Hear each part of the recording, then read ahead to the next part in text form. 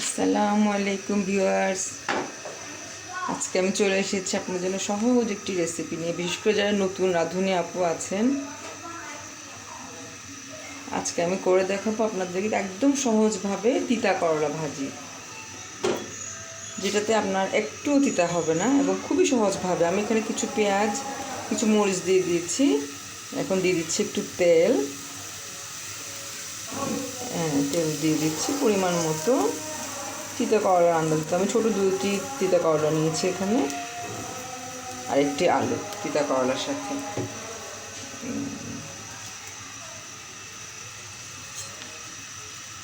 একদম সহজভাবে দেখাবো আপু, এক ফোঁটা তিতা থাকবে না তিতা করলাতে।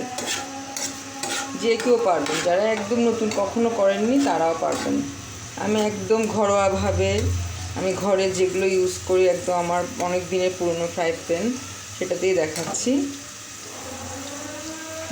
বেশি জিনিস দিয়ে দেখালে অনেক সময় হয় কি, যারা নতুন আপু আছেন, নতুন রাঁধুনি, তারা কিন্তু একটু ঘাবড়ে যান যে আমার তো এটা নেই, এই ধরনের জিনিস নেই। এই জন্য আমি যেন সহজভাবে সবাইটা নিতে পারে সেভাবে করে দেখাচ্ছি।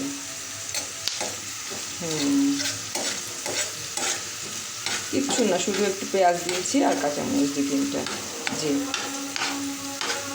হালকাভাবে নেড়ে কিছুক্ষণ একটু পেঁয়াজটা ভাজার পরে একটু করে হলুদের গুঁড়া দিয়ে দিব, সামান্য, বেশি না, একদম সামান্য। আমার এই চামচের আধা চামচেরও কম, অনেক কম, জি।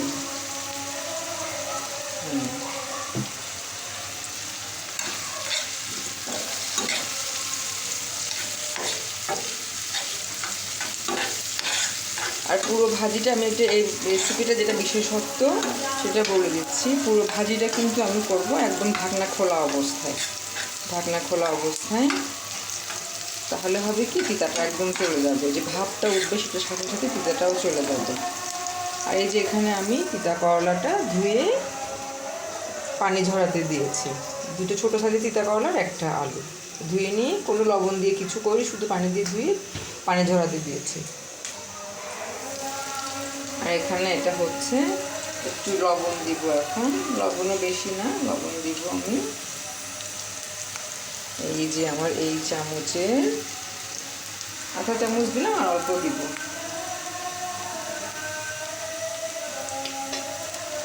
সামান্য, ব্যাস। এটা আপনার যার যতটুকু তিতা করলা নেবেন সেই পরিমাণ মতো দিয়ে দেবেন। সেজন্য আমি পরিমাণগুলো ভাবে বলে দিচ্ছি না। এখানে আমি দুটো তিতা করলা একটা আলুর জন্য দিলাম হচ্ছে আপনার আমার এই চামচে প্রায় এক চামচের থেকে আর একটু কম, আর আধা চা চামচেরও কম দিয়েছি হলুদ, ব্যাস। আর কিচ্ছু লাগবে না পুরো, একদম সিম্পলভাবে। অনেকেই তিতা করলা ভাজি করতে গিয়ে ঘাবড়ে যান যে তিতা হবে বা ভাজিটা কেমন হবে। আমি শুধু তাদের জন্যই করছি। আমি জানি অনেক চ্যানেল আছে, অনেক রেসিপি আছে তিতা করলার, আমার আপুরা সবাই খুব সুন্দর সুন্দর করে দেখিয়েছেন, কিন্তু এটা আমি দেখাচ্ছি একদম যারা বিগিনার, নতুন তিতা করলা ভাজি করতে গিয়ে ঘাবড়ে যান তাদের জন্য। এভাবে করে দেখবেন আপু, একদম তিতা হবে না, খেতেও স্বাদ লাগবে এবং আপনার মধ্যে কনফিডেন্স চলে আসবে। তিতা করলা ভাজিটা তো খুবই সহজ। আর আমরা জানি যে তিতা করলা ভাজিটা আমাদের স্বাস্থ্যের জন্য খুব দরকারি, খুবই উপকারী।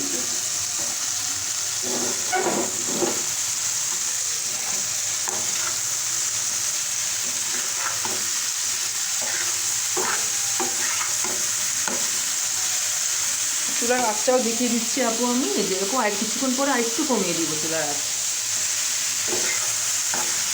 প্রথমে একটু ভাপটা ওঠার জন্য একটু সামান্য বাড়িয়ে দিয়েছি, এরপর একদম কম আঁচে করবো আমি ভাজিটা।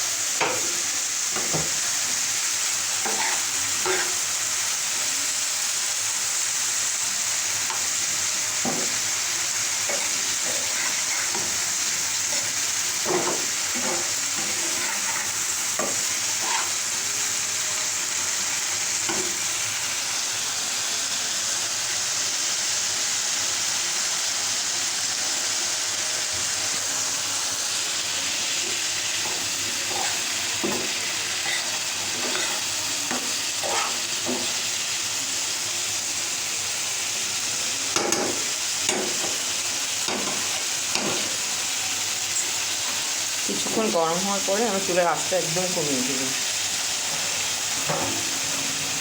এ ফাঁকে আমি যে ধুয়ে নিচ্ছি ঝাঁঝরিটা, তো কিন্তু আমার স্বভাব আপু, আমি যে কোনো কাজ হওয়ার সাথে সাথে আমি কিন্তু জমিয়ে রাখি না, আমি ধুয়ে ফেলি। এটা আমার একটা অভ্যাস বলতে পারেন, আমার একটা অস্বস্তি লাগে, কাজ জমে থাকলে অস্বস্তি লাগে, সাথে সাথে শেষ করে ফেললে অনেকটা ফ্রি লাগে। যে দেখি তিতা করলা ভাজিটা হচ্ছে,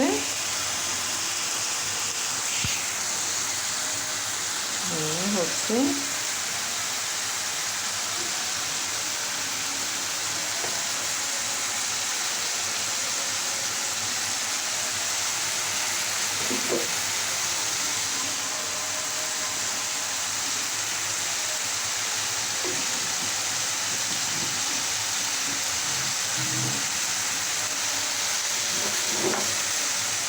কিছুক্ষণ পরেই আমি চুলার জালটা কিন্তু আর একটু কমিয়ে দিব, আপনাদেরকে দেখিয়ে দিব সেটা আমি কতটুকু কমাচ্ছি।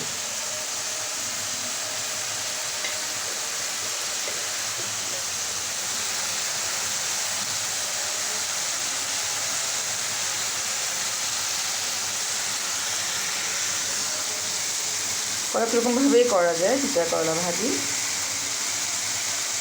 আজকে এভাবে দেখাচ্ছি, অন্য আরেকদিন আরেকভাবে দেখাবো।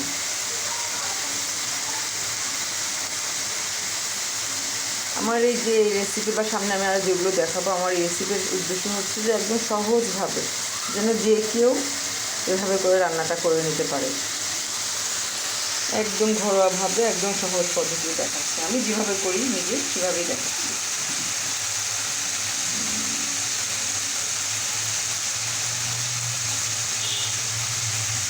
একদম খোলাই থাকবে আপু ঢাকনা। এই যে এখন আমি একদম কমিয়ে দিব, চুলার জালটা ছোটো করে দিব, দেখেন একটুকু থাকবে। মাঝে মাঝে কিছু নেড়ে দিতে হবে।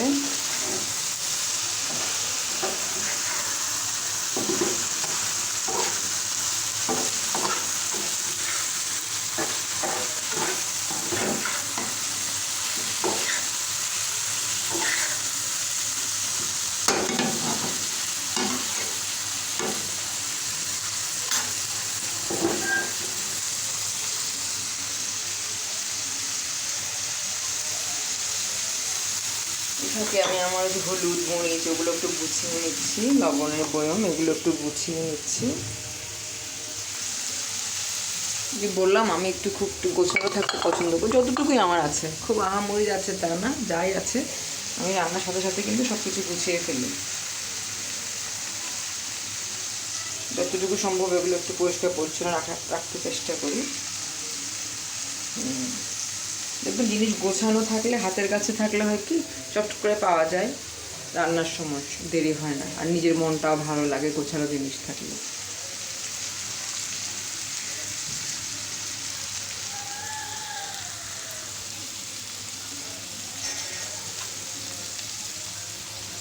কিছুক্ষণ পরপর একটু নেড়ে দিব।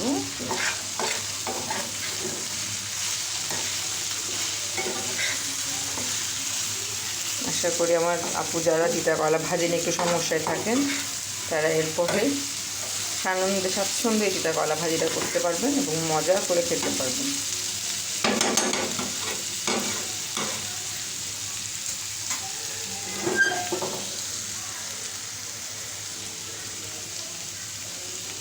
যে আর কিছুক্ষণ পরে কিন্তু ভাজিটা হয়ে যাবে।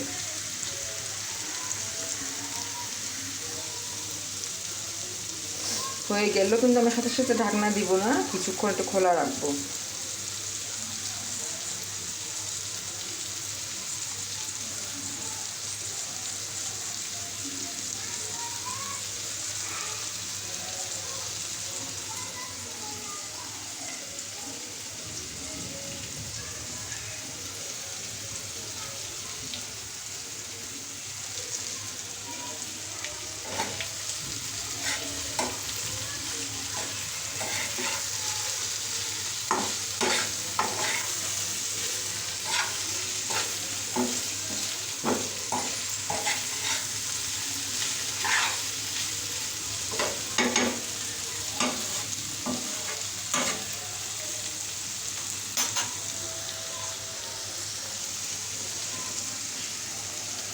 আমাদের ভাজিটা কিন্তু প্রায় হয়ে আসছে আপু, আমি একটু পরেই চুলাটা বন্ধ করে দেবো। এটা যদি পোড়া পোড়া করতে চান তাহলে আপনার আরও কিছুক্ষণ রেখে এটাকে আস্তে আস্তে যখন তলায় লাগবে মাঝে মাঝে নেড়ে দিবেন, তাহলে কিন্তু এটা একটু পোড়া পোড়া হবে, ওটাও অন্যরকম টেস্ট হয়। আর যদি এই পর্যায়ে খেতে চান তাহলে এভাবে রাখতে পারবেন। আর একটা কথা হচ্ছে, আমার টমেটো শেষ হয়ে গেছিলো, আমি কিন্তু এটাতে টমেটোও দিই, তাহলে আরও অনেক গুণ টেস্ট বেড়ে যায়। টমেটোকে ছোটো ছোটো করে কেটে দিলে এটাতে অনেক মজা লাগে। টমেটো তো আপনারা সবাই জানেন, টমেটো হচ্ছে টেস্ট মেকার। যে কোনো কিছুতে টমেটো দিলে ওটার স্বাদটা অনেক গুণ বেড়ে যায়। তো তিতা করতে হয়তো অনেকে দেন না টমেটো, আমি কিন্তু দিই, অনেক মজা লাগে। আজকে আমার শেষ হয়ে গেছিলো, নেওয়া হয়নি, আর সেই জন্য আর দিতে পারলাম না।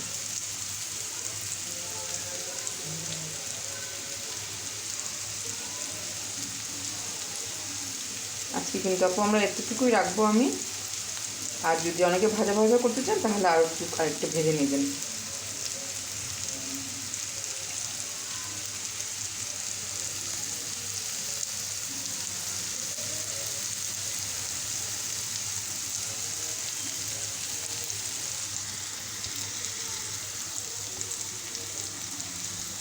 তাহলে এখন আমি চুলাটা বন্ধ করে দেবো আপু।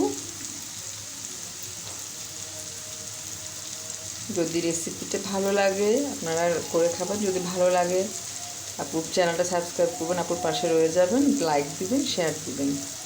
সবাই আমার জন্য দোয়া করবেন। আপনারাও সবাই ভালো থাকবেন, সবাই গাজাবাসীর জন্য দোয়া করবেন। আমরা দূরে থেকে তো দোয়া ছাড়া আর কিছুই করতে পারবো না, সবাই গাজাবাসীর জন্য দোয়া করবেন।